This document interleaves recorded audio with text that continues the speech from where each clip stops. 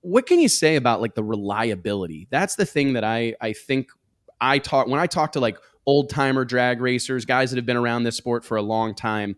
The thing that everybody really struggles to kind of wrap their head around is the fact that you're able to create performances like that, go 5 seconds in the quarter mile, right, Tom? But keep that thing together from race to race, from track to track, excuse me, while driving it a couple of 100 miles.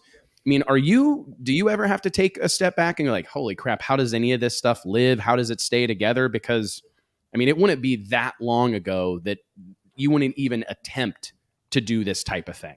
Oh, without a doubt. I mean, it's all trial and error. And I mean, that's when, 2010 was my first drag week. And back then, when you used to talk about things and I was trying to go faster, you'd say, hey, will this alternate, like Power Master, will this alternator spin backwards? Because the only way that I can mount it in my car is going to be backwards for it to work right. Because obviously we're taking race setups and saying, how do I put an alternator on it? And they're like, I don't know. I mean, if it works, will you let us know? Because and it's the same thing with like Iski and stuff. And we're like, hey, with these rocker arms, will this happen? And like, will you let us know how it turns out? And now it's like the R&D department. Yeah. And that's the thing is now you say, hey, and they're like, oh yeah, we know that this can handle 5,000 horsepower for whatever, 40 hours, no problem. Like, and I mean, it's the technology has came so far that what we're doing is not,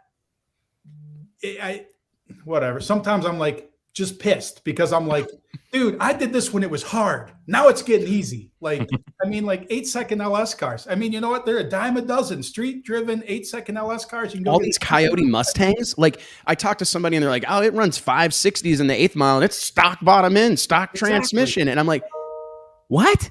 I mean, it's terrifying, really, if you think about it. And